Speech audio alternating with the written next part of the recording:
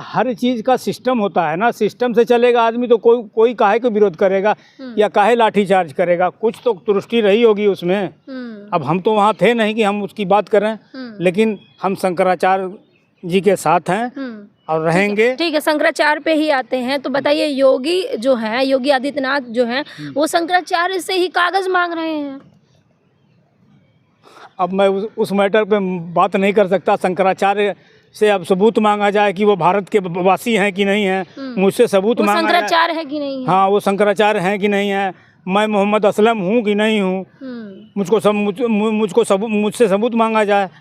तो ये किसको मैं अपना सबूत देता चलूँगा। मेरे आबा व अजदाद ने इस देश की आज़ादी के लिए क्या क्या किया वो तो हम लोग देख रहे हैं ना सब कुछ। लेकिन सरकार तो मानने को तैयार ही नहीं है। क्या नहीं मानने के लिए तैयार है? क्या नहीं मानने के लिए तैयार? सरकार तो मान ही रही है। सरकार मानती नहीं अगर हम लोगों को तो यूजीसी क्यों लाती? इसीलिए तो यूजीसी लाई है कि सबको एक समान देखा जाए, एक नज़र से देखा जाए। सरकार अच्छा कार्य कर रही है। तो सीएनआरसी भी तो यही सरकार लेके आई थी, तो आप लोग तमाम विरोध कर रहे थे। अनपढ़ गवार सभ्य है ना, क्या काबुल में गधे नहीं होते हैं, खाली काबुली घोड़े ही होते हैं। तो यहाँ भी उसी तरीके से 40% जनता जो है अनपढ़ और गवार है। तो क्या करेगी? विरोधे न करेगी, नेता भड़काएगा और वो सड़क पर आएंगे। तो क्या आने वाले समय में क्या कुछ आप देख रहे हैं? उत्तर प्रदेश की राजनीति किस ओर जा रही है?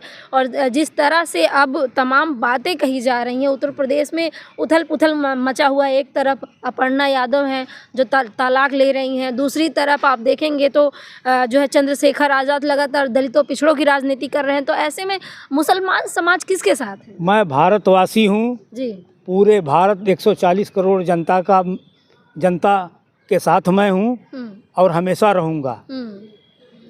और उनके साथ 140 करोड़ जनता के साथ कोई अहित होगा तो मेरा अहित होगा।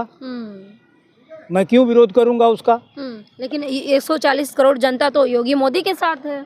नहीं, योगी मोदी के साथ कैसे है? नेता तो इस समय विपक्ष के राहुल गांधी जी हैं, जो प्रधानमंत्री न रहते हुए भी कुल प्रधानमंत्री का काम कर रहे हैं वो, लेकिन उनको तीसरी लाइन में बैठा दिया जा रहा है। कुछ त्रुटियां हैं।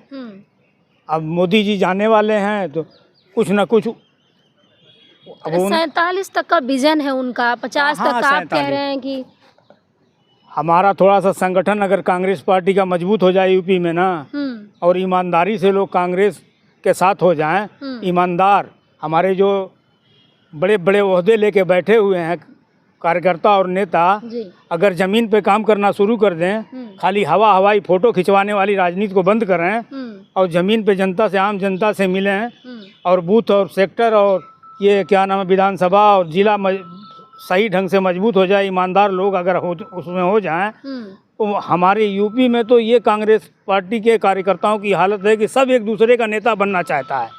यानी कि आप मानते हैं इससे पार्टी का हित होने वाला नहीं है। आप मानते हैं कांग्रेस में कमियां हैं? हाँ, बहुत कमियां हैं। अब हम अपने नेता से मिलने के लिए 25 मरतबा आ चुके, लेकिन लोग मिलने ही नहीं देना चाहते हैं। तो हम क्या करें? अब राहुल जी से हम अपना 5 मिनट समय मांग रहे हैं। जब समय देंगे तो अपनी बात उनसे कहेंगे, लिखित दे देंगे कि ये कमियां हैं, इसको दुरुस्त कर दीजिए। सरकार तो बनना बिगड़ना हम लोगों के हाथ में है। कार्यकर्ता लाठी डंडा गोली हम खाते हैं। हम उसी यही तो राहुल गांधी को सीखना चाहिए, भाजपा से, मोदी जी से। आम कार्यकर्ता से राहुल जी मिलेंगे नहीं, दलाल और चाटुकारों के घेरे में पड़े हुए हैं। हम लोगों से मिले, आम जनता कार्यकर्ता जो दूर दूर से आता है मिलने के लिए, 4000 5000 खर्चा करके। 3 दिन से मैं खुद ही पड़ा हूँ दिल्ली में आके। किसी ने कहा कि आपका टाइम मिल गया है, राहुल जी से 5 मिनट मिलना है, आप चले आइए दिल्ली। मैं दिल्ली चला आया, 3 दिन से भटक रहा हूँ आके। होटल लिया हूँ, भाड़े पे पैसा न खर्च होता है। अपने नेता ही से मिलने के लिए मैं आया हूँ। और कुछ कमियां हैं पार्टी के अंदर हमारे। आप ऐसे में कह रहे हैं कि प्रधानमंत्री जाने वाले, आपकी पार्टी खुद टूट रही है, कोई एकजुट नहीं है। हमारी पार्टी टूटने उठने वाली नहीं है। कांग्रेस पार्टी एक समुंदर है। बस ये है कि राहुल जी टाइट निर्णय लें और सही लोगों को जो है पद दें और अच्छे से संगठन, जब तक संगठन मजबूत नहीं होगा बूथ और विधानसभा का, तब तक कांग्रेस का कुछ उद्धार होने वाला नहीं है यूपी के अंदर। 27 में नहीं आएगी? नहीं, मैं ये कैसे कह दूंगी कि नहीं आएगी या आएगी।